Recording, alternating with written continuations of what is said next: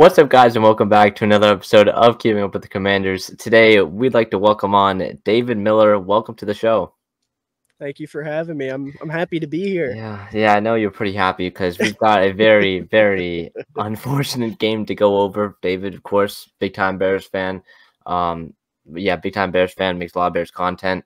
So I thought it'd be nice to have him on for this one, tease him a little bit about a possible blowout loss, but yeah, here we are. The Chicago Bears have stunned the Washington Commanders here on Thursday, 40-20. 40-20. We are here.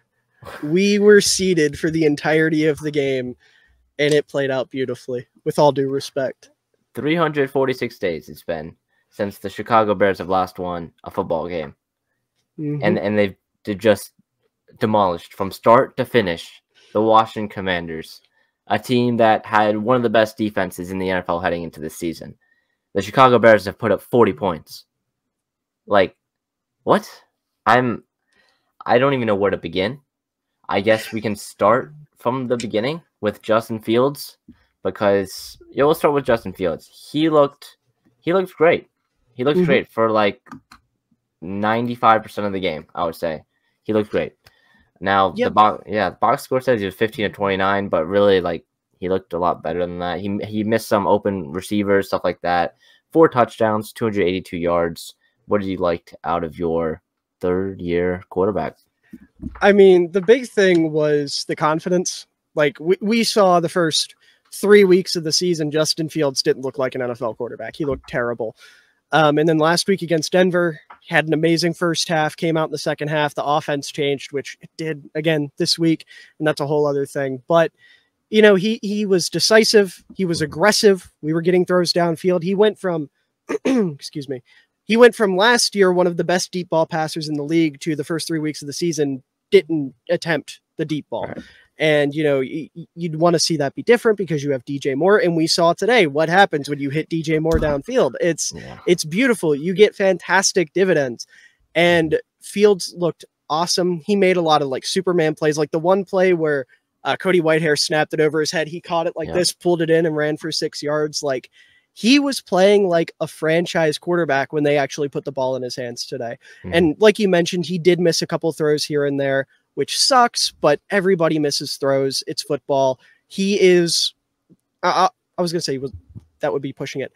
Accuracy is not a concern for Fields, is the best way to put it. That is one of his strengths, which is a big thing. Obviously, I watched Mitch Trubisky for 4 years, and he's one of the least accurate quarterbacks this league has ever seen. So I know what an inaccurate quarterback looks like, and Justin Fields is not that. But he, like I said, just decisive, aggressive, made throws from the pocket, wasn't going crazy. He was actually reading the field, hit a couple throws to his second and third read.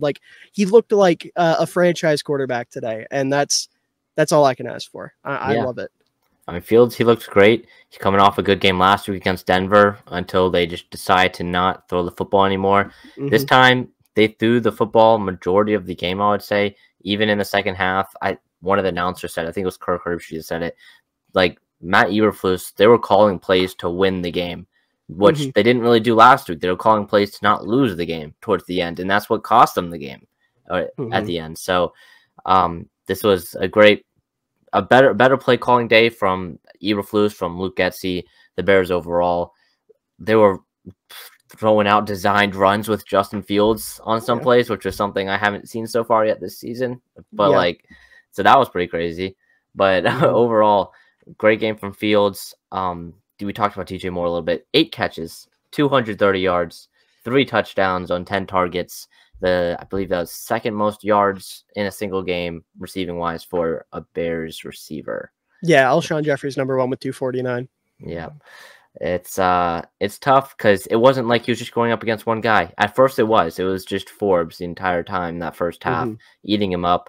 But then towards the end, in that second half, he caught that 56-yarder on Kendall Fuller. I know Kendall Fuller kind of did a little bit of a Trayvon Diggs-esque, going all in or just blowing it all away. But he missed that 156-yarder for DJ Moore on that touchdown. 3 on the day, which was pretty crazy. He should have had 4. That's the craziest thing. Had 4. Yep.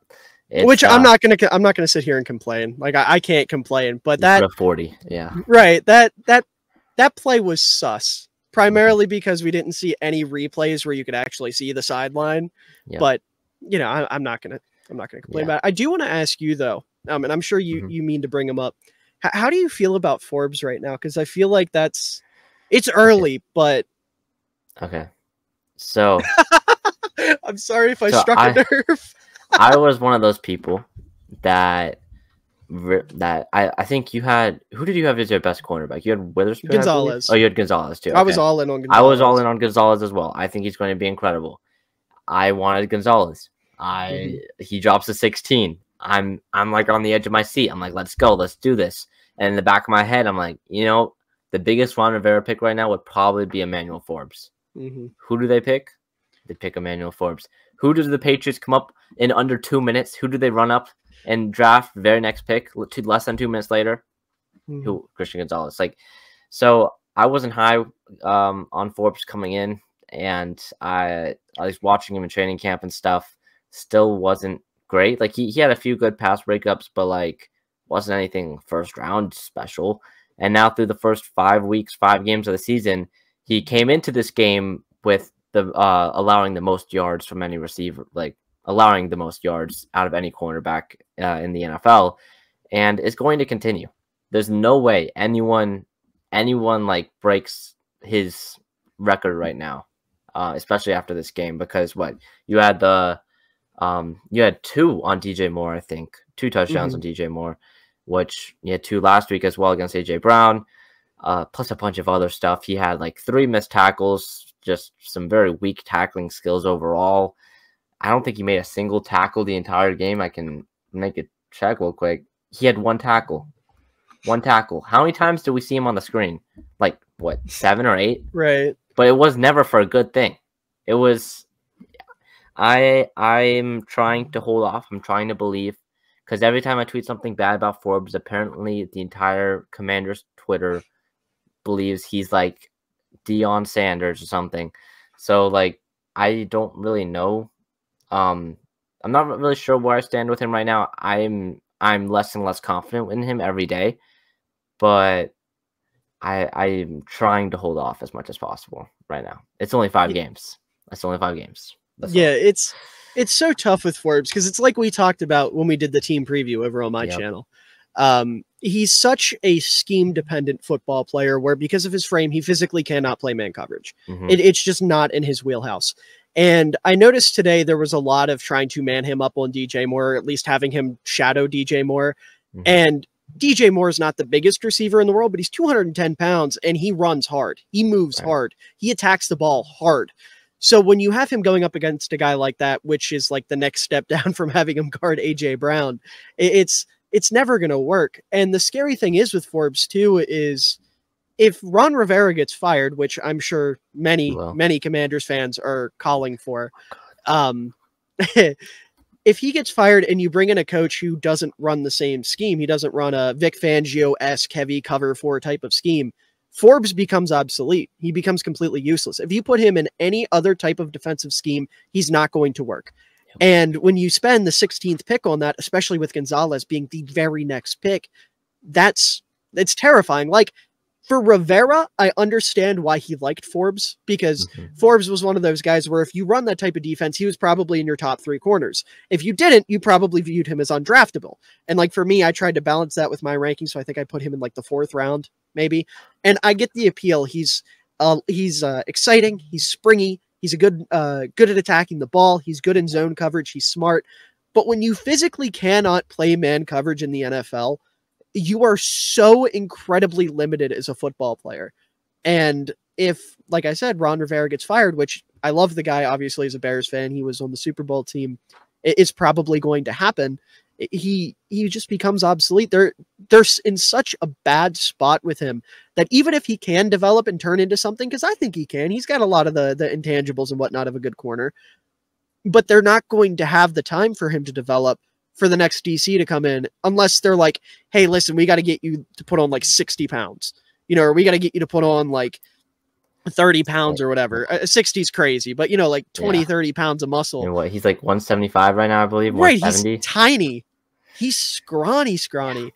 Like it's so tough. I feel for you, especially because I know you were a big Gonzalez guy like I was. It's rough, and I don't understand how anyone can be defending him in this at this very moment. It's wild to me. Yeah, it's like the only case right now is it's been 5 games. That's it. Right. And time isn't, especially in this day and age in football where players are, when you draft a guy like Forbes who's expected to make an impact right away in the first round, you want them to be good right away. The expectation, you don't get a long period of time in the NFL. You know what I'm saying? Like, no, not for long league, So it's really getting like, I know it's only been 5 weeks, but you'd want to see him at least show some flashes. And even on his interception back in week 2, I believe, against the Broncos, he almost dropped it. Like, he's dropped, like, I believe 3 or 4. His only big play was against the Broncos too. Yes. Yeah, I believe that's tough. I believe it was against I think it was against the Broncos, and it was kind of a miscommunication between Wilson and one of his receivers, and Forbes just sitting right there. And he almost dropped it. Forbes has also had 4 or 5 other good chances through the first 4 weeks to get an interception and turn the ball over. And that's one of your main reasons of drafting a guy like Forbes is to create those turnovers. And hasn't been able to give you those turnovers. That's not what you want to see from a guy you spend that premium draft capital on. So especially a guy like Forbes. Sorry, go ahead. I was going to say, and that's not even getting into the fact that Gonzalez arguably looked like the best corner in football when he was on the field in New England, which obviously you got to take the Belichick tax a little bit because he is a corner, but I think anyone could have told you he was going to look like the best corner out of this draft class early on. So if you're really looking for a corner that's going to pay immediate dividends in any type of system, because Gonzalez played a little bit of everything in Oregon, he was just such a no-brainer pick. Like, I don't know if you saw me retweet it. I can't remember who tweeted it out, but it was like the 2 worst picks of the last 5 years, and it was Reagor over Jefferson and Forbes over Gonzalez. And I see your face. I'm so sorry, but it's kind of the truth. I know it's only been 5 games, and that's what Commanders fans are going to say, like you said. But even through 5 games, I think it's pretty apparent who the better ball player is. Yep, and I wouldn't disagree with that. I've been seeing like those comparisons since June. Training camp hasn't even started, and they were posting that stuff. So like, it's been apparent. I can't really remember back in 2020. I wasn't really that big into the draft yet. Right. Was the Jefferson pick this obvious, like, of a bad pick over Reagor? I also wasn't super into the draft at that point. I'm not going to lie. Like that I couldn't tell you. I was, God, 2020 was a dark year for me as a football fan. Yeah. That was when I was still on the Trubisky high. So I wouldn't take anything I thought in 2020 seriously. So, yep. All right. Well, that's about Forbes, but there's so much other stuff to go about in this game. First off, Terry McLaurin, I tweeted this out. Terry McLaurin had 5 targets, and ESPN really had that many? ESPN, I think, has this wrong because 5 targets for Terry. It only lists Byron Pringle with 2 targets, but he definitely had more than 2. So I think he had 4, at least. That's crazy. Now, ESPN has him at 2, but I don't know when the snap counts are going to come out, but I'm going to be very interested to see how many snaps Byron Pringle and De'Ami Brown got over Terry McLaurin, because Terry McLaurin was not there for like 85% of the game. I don't know if he was hurt or something, which he didn't look to be hurt. But this is kind of a trend that Eric Bieniemy and this offense has kind of run over the last 3-4 weeks, is we've been seeing a lot more of Byron Pringle and De'Ami Brown instead of Terry McLaurin. Terry McLaurin has 250 yards on the season.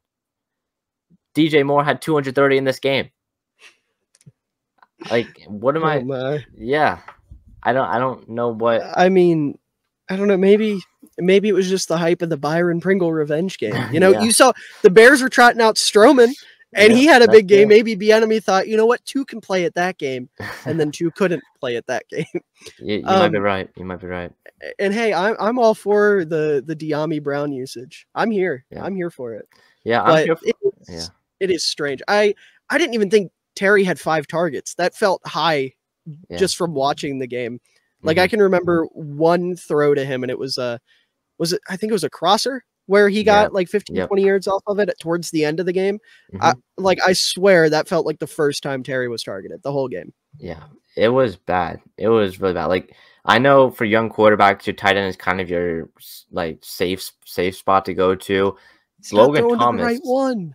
Logan Thomas had 11 targets, which he had 9 catches too. So he was a leading receiver on a team with Terry McLaurin and Jahan Dotson. Logan Thomas and Curtis Samuel were your 2 leading receivers, and then Antonio Gibson. Gibson did have a nice catch. Gibson had a nice catch, but with a team that has Terry McLaurin, it's Howell, or Jahan Dotson, insanity. It's crazy and we're having Terry McLaurin run these 5-yard, 7-yard hitch routes, like all games. So I'm not really loving what Eric Bieniemy right now is cooking up on the offensive side. I'll say that. Yeah, I mean, I'm right there with you.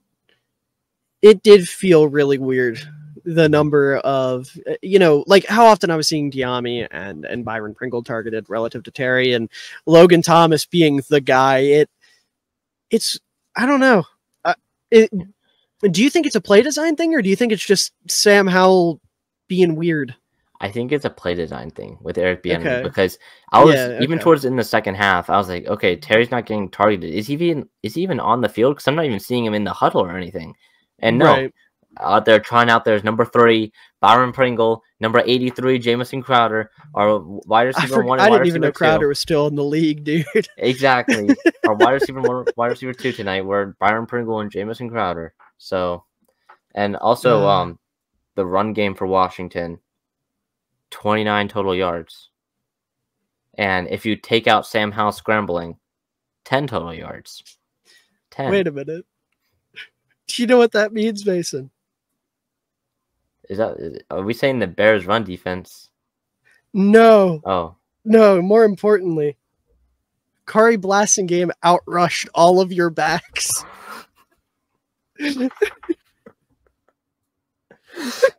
Not Kari Blasingame. Kari had 8 for 26. Didn't he only have like 3 carries or something coming in his career?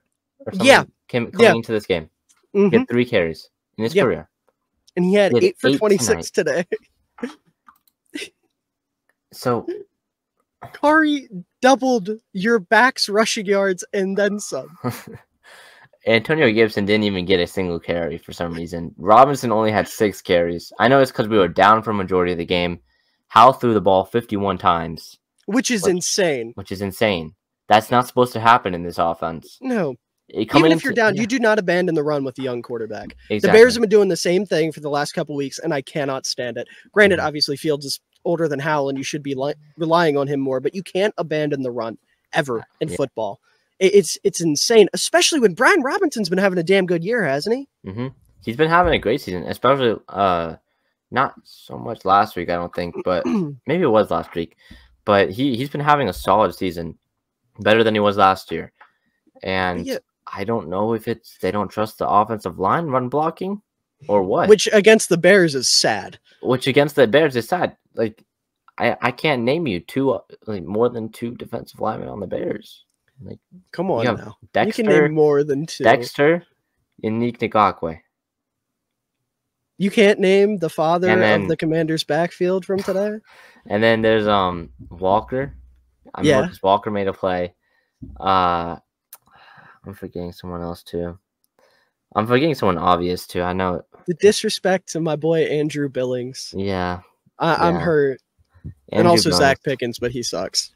Yeah. I didn't hear Zach Pickens once tonight. So he had a half a sack on like the last drive. Or the second to last drive. I didn't care past that. He had a half a sack there. He had like 1 pressure, and he had a hustle tackle. That was Zach Pickens' night. Dexter looks sick though. That's what I'm talking about. How did that feel as a Florida fan watching Dexter kind of? It was nice. It was nice. I knew I wasn't extremely high on him coming out of the draft. Like I wasn't. I think you were lower than him on him. I didn't even have him in my top 10 DTs. Yeah, I was still like, I think I had him like late. I had him early 4th, I think. So it wasn't like incredible. Oh, okay. Yeah, I don't exactly remember. But I was really high on a lot of the DTs in this class. So him being as low as he was not only was a product of that, but also the getting off the ball thing. Obviously, the big thing with Dexter, I was terrified. But then when they started to come out and were like, yeah, his coaches told him to mirror the guards, which what? That I don't know much about Florida's coaching staff. Are they okay down there? I don't know, man. I don't know. I really don't know. Because that is insane. Yeah, it's interesting down there in Florida. Clearly. I do want to say Darius Slay giving praise to Forbes and keep your head up, Forbes. I was benched back-to-back games my rookie year. Keep working, you go be great. So that's wholesome. That's wholesome from the rival. So we love big play Slay. Yep.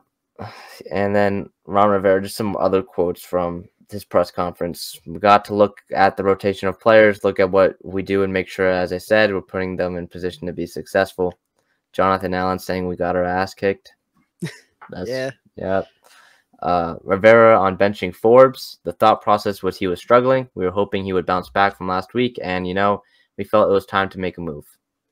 Yeah, I mean, credit to him. It takes balls to bench a first-round pick. Yeah, and it happened. It happened in week. I believe it happened in another game too so far this season. Maybe it was against the Bills. But the thing is, you can't have this staggered thing where you bench him sometimes when he's struggling, but not bench him at all. Like last week against the Eagles, you didn't bench him at all, and it cost you the game. That's a good point. Yeah, I didn't know he got benched earlier in the season. It's the same shit Miami did to Tua. Yeah, it's annoying. You gotta stick with something. Stick with the plan. And Jack Del Rio so far this season hasn't done that at all. So, it is Jack Del Rio. Yeah. Well, he's not the best maker of decisions, that's for sure. Well, yeah, he's not.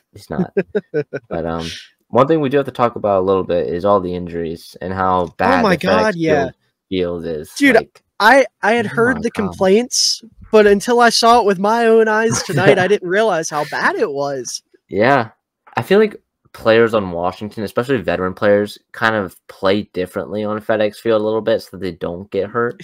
Like the specific, they're a little bit softer on when they step on the ground. Crazy home field advantage, honestly. Because you had, I don't even know, you had like your third string corners going down. Like, even towards the end of the game. Terrell Smith, Greg Stroman. Terrell Smith, Greg Stroman, Tremaine Edmonds went down for a minute. Khalil Herbert, Travis Homer, Equinemius St. Brown. Yeah, Edmonds went down for a little bit. I think he came back in. I think it was for the end. Roshan Johnson, but that was different. He clocked a dude and gave himself a concussion. Yeah, but still, it was a wild night for injuries. You say Khalil Herbert too, right? Did you say Khalil Herbert? Yeah, Herbert. It was his ankle. I think is what they ended up calling it. Yeah, he stepped and like it twisted. Oh my god! Just stepped in the ground and like I know he's coming back to the ball, but I feel on different fields you kind of like slide a little bit more. And no, it just they also robbed him of a catch on that play, but that's neither here nor there. Okay, that doesn't matter. The refs today were a little bit off. They were atrocious both ways. Yeah. I'm not one who complains about the refs normally. Like I'll be like, that was a bad call, but I'm not going to be like, the refs have it out for us today. But they were bad both ways. The DPI calls were so inconsistent, and like when I think it was Deron Payne, and then when Deron Payne body slammed Fields, and they were like, okay. And then I don't know if you saw towards the end, Dexter like kind of put his entire body weight on Howell. It was on one of the final drives, and I was like, when some refs would call, full body weight on a quarterback, like some quarterbacks would get that call right there. But well, it felt like a lot of it was them just trying to make up for missed calls earlier in the game. yeah. Like, and then they just had to keep on making it up. Right. Yeah, they kept digging themselves deeper. Like, they had the one DPI early on that they missed where Mooney got, like, smacked in the face. Yep. And then late in the game, there was a DPI on, I think it was Tyreek Stevenson, and they threw the flag, and they were like, wait a minute, we got to make up for it. So they picked it back up. Like, it was weird. It was a bad ref game. It was a sloppy game as a whole. Which for from both 40-20 defenses. Like, from the defenses for sure. But this was a complete opposite game from what happened last year on Thursday Night Football. The 12-7. Hey, listen, 40-12. they were complaining about the score. We delivered. We provided. We delivered. Exactly. They can't complain. Best Thursday night game in recent memory. I think no bias. Highest scoring, probably Thursday night, like on Prime game, probably ever. Right? I think it's gotta be, right? Agendas will be pushed. Agendas will be pushed, for sure. The Bears play on Thursday night again this year. I think they're just the best Thursday night team in football. Yeah, they're gonna put up. They will go 2-15, and they will win only their Thursday night games. Which one of them is against Carolina? So that works. I guess so. Yeah. Yeah. All right. Bears being Washington, 40-20. I think that'll. I don't think anyone said any other crazy stuff. So, yeah, Sweat saying they had more intensity than us, which is crazy to say about the Chicago Bears in 2023. Which, listen, in all fairness, the Bears had a chip on their shoulder tonight. They had to win. Oh, they had to win for Butkus. Hold on, we actually have an interesting quote from Magic Johnson. Magic Johnson tweet saying, "Tonight, the Commanders played with no intensity or fire. We didn't compete in the first half and got down 27-3 heading into halftime. It was too big of a hole to climb out of, and that is why we ended up losing 40-20. Listen, man, they just didn't have any fire in their gut. That's all it is. And then Nico with a little, Mr. Johnson, you must have a conversation with Jack Del Rio. Defense is far too talented to be performing like this. We love you, Imagine Nico. Magic sees it. We need him, bro. We need him this year. He is speaking for the people. He's speaking for the people. Except Nico won't tweet about Kari. I'm angry at him. That's fine. We finally get a fullback performance on primetime, and this man refuses to acknowledge it. I'm calling him out. Yeah. But yeah, like I said, overall, I think the Bears had to win this game, and I think that's the big thing. Because, 14-game losing streak. Dick Butkus was, we found out he passed today. It was a Bears. It was set up for it. Yeah. It felt I think on a normal day, the Commanders would whoop on a Sunday. On a Sunday, win this game. If this was a 1:00 game on a Sunday with nothing going on, the Commanders would whoop the Bears. It's not. I don't know. I don't know if we would have whooped them, but it'd be like 20-something to 10.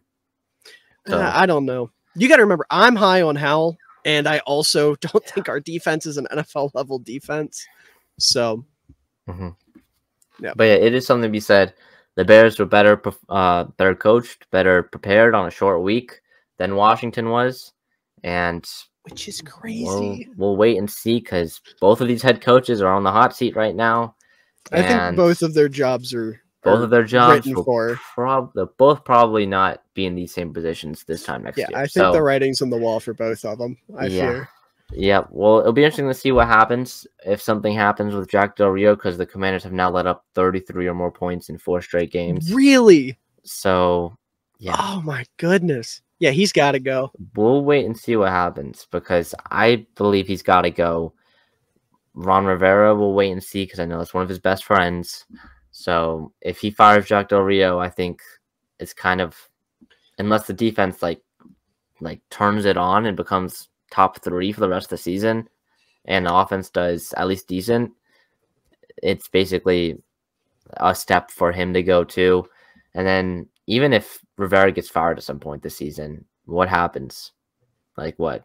Bieniemy becomes interim and then someone else, probably Pritchard, moves to offensive coordinator or something. But like even then, I feel if Rivera gets fired, this team is destined for failure. Well, to be fair, maybe that's the best thing during the season. Yeah, maybe Bieniemy getting promoted would make him give up play calling duties. And what'd you say, Pritchard? I'm not familiar with his game. I'm not. Maybe he will learn that Terry McLaurin is a usable football player. Maybe. But I will say, 5 weeks into the season, we can talk about this for a little bit before we wrap up. The Eric Bieniemy play calling is not as advertised, I will say. I feel like he doesn't realize he's not in Kansas anymore. He's got better weapons. It's kind of the opposite that what he had in Kansas. He had an insanely good quarterback, and his weapons were all right. Like, his skill positions were all right. Here, you have a younger quarterback who I'm not saying can't be a good quarterback in the NFL. It's just he's not there yet, and he needs to learn some more, gain some more experience. But you have these receivers who, like, Terry would be the wide receiver one in Kansas City. Jahan Dotson would be probably the wide receiver one in Kansas City. You have Brian Robinson, who's a better running back, in my opinion, than any of the running backs in Kansas City. So, like, you have these skill positions that you need to use better and more efficiently, and that's not happening. Yeah, I mean, like, tonight, it felt like he was calling up Logan Thomas like he's Travis Kelce.